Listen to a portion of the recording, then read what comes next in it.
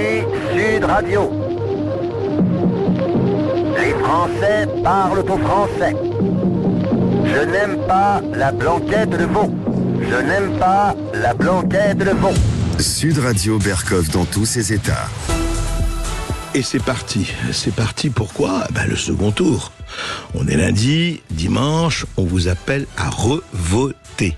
Effectivement, les triangulaires, les heureux qui ont déjà été élus au premier tour, ils sont pas très nombreux. Les autres, ça va être effectivement la grande bataille des, ne disons pas magouille, ne disons pas manœuvre, disons simplement négociation, marchandage. Voilà, évidemment pour le bien de la République, évidemment pour le bien du peuple, évidemment pour le bien de la France. Voyons, on est là que pour ça. Et voilà, comment on va se désister ? Pour qui ? Pourquoi ? Déjà, les politiques l'ont dit, attention, on va se désister les uns. Pas question. Le grand danger, c'est l'extrême gauche, dit François-Xavier Bellamy. L'autre, c'est tout à fait le contraire. Le grand danger, disent Gabriel Attal et tous les autres, c'est le Rassemblement national. Voilà. Chacun choisit ses ennemis principaux. Mais qu'est-ce qui s'est passé et qu'est-ce qui risque de se passer et qu'est-ce qui est l'essentiel ? Vous savez, ici, on a question à tout. On va essayer de répondre et de décrypter. Sud Radio Berkov dans tous ses états. Le fait du jour. Mais écoutez Charles Trenet, il décrit la France telle qu'elle est. Telle qu'elle est, non pas telle qu'on voudrait qu'elle soit, telle qu'elle est. Le village, le clocher aux maisons sages, etc. Et qu'est-ce qu'on entend ? Oui, c'est ce qu'on a entendu hier à Lyon, à Paris, un peu partout, oui.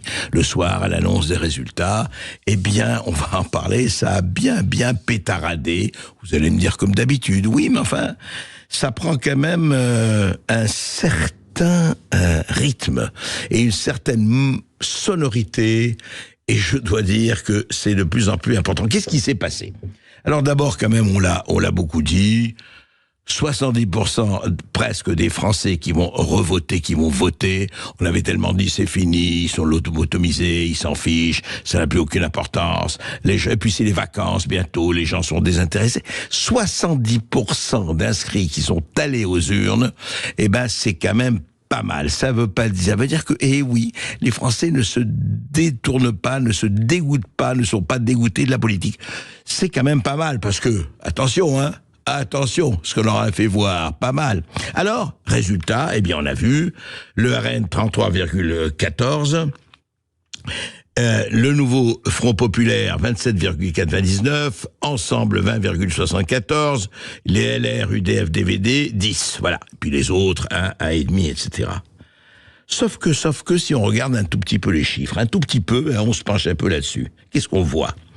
Primo, que le Rassemblement national fait en 2024 12 millions d'électeurs.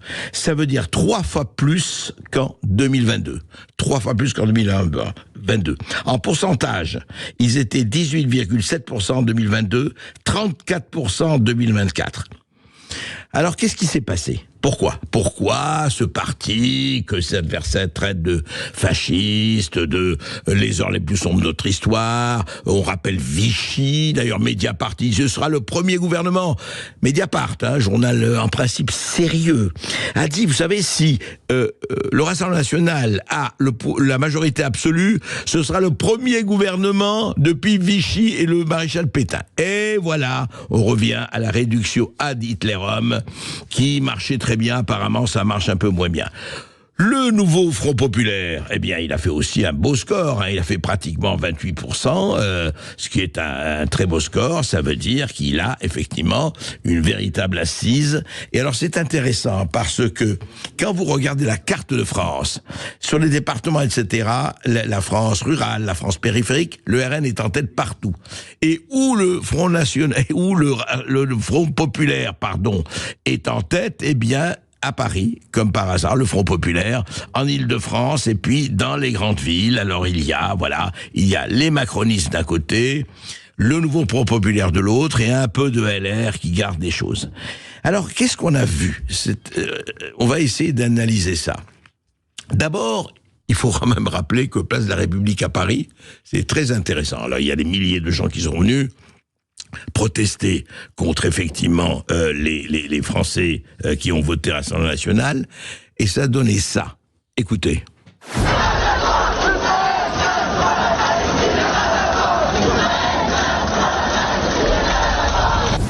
Voilà, et c'était donc, on a écouté, voilà, la Palestine, Israël, Palestine, Israël, Palestine. Attendez, mais je comprends pas, on n'est pas à Gaza, là. On n'est pas en Israël. On n'est pas en Jordanie. C'était le premier tour des élections françaises. Alors pourquoi Israël, Palestine Je ne sais pas. Je ne sais pas, peut-être qu'il y a des gens, comme il faisait un peu doux, ils se sont dit, bon, on est peut-être du côté des rives du Jourdain, hein. From the river to the sea, allez, on est du côté de la Méditerranée, il fait un peu chaud, bien on va s'exciter. C'est-à-dire que voilà, l'importation a bien marché, donc Gaza est à Paris, et on en discute, et surtout, on célèbre. Et puis alors, là, c'est plus attendu, et c'était pas mal non plus, écoutez.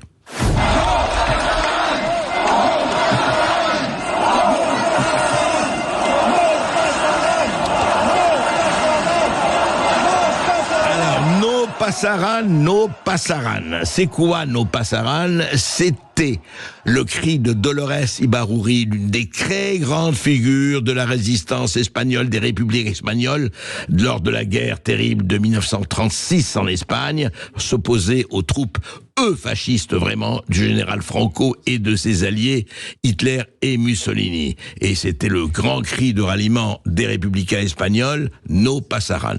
Et voilà qu'aujourd'hui, nous sommes en 2024, où nous ne voyons pas de général Franco, nous ne voyons pas de Hitler, nous ne voyons pas de Mussolini, mais ça ne fait rien, on rejoue. Vous savez, c'est Karl Marx, le grand Karl Marx, qui disait que l'histoire se joue d'abord en tragédie, et puis ça se renouvelle en farce. Et là, c'était magnifique. Vous aviez tous les gens à Moulin à Vent, qui faisaient de la résistance.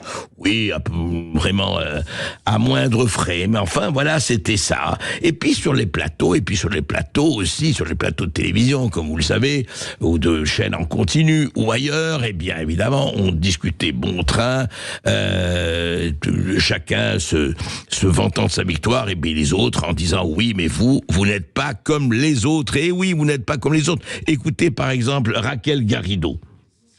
J'aime pas la France et j'aime le Hamas. Ben, je pense que vous n'avez pas montré. Oui ou non? Parce que maintenant, ça suffit les conneries que vous dites. Vous êtes en train de mentir à la France entière. Madame Garrido persévère. Non, bien sûr que je persévère, parce que c'est honteux. Vous n'avez pas fait 50% ce soir. Madame Garrido, détendez-vous. Donc vous allez arrêter de raconter des conneries. Dans vos rangs. Vous allez arrêter de mentir. C'est pas Trump ici, c'est pas les États-Unis, c'est la France. Merci. C'est pas Trump, c'est vrai. Non, mais Trump, c'était honnêtement, c'était d'un autre niveau, Trump. Mais bon, c'était voilà Raquel Garrido qui se présente et qui est en ballottage, mais qui peut gagner. Et je lui souhaite, bien sûr, face à la députée LR, Laure Lavalette. C'était sur BFM hier. Mais quelque chose, on va essayer encore d'aller un peu plus loin. Alors, il y a eu évidemment des gens qui ont été battus au premier tour, éliminés. Donc, Jérôme Cahuzac, Damien Abad, Jean Messia. Et puis, il va y avoir alors les désistements, parce qu'on ne parlait plus que de ça hier. Alors hier, c'était la foire magnifique, le café du commerce à l'échelle nationale. Et alors on lui dit voilà, il faut se désister, Loïc Signor va probablement se désister pour Louis Boyard, et puis ailleurs. Donc désistement. Et puis par exemple François-Xavier Bellamy, lui, il dit ah non, le danger qui guette notre pays aujourd'hui, c'est l'extrême gauche, dit le LR François-Xavier Bellamy. Voilà, chacun effectivement cherche son chat et chacun a son ennemi. Mais il y a quelque chose que je voudrais poser, c'est-à-dire qu'on dit aux gens, voilà, c'est très simple, il y a une consigne, alors on a le droit de donner des consignes.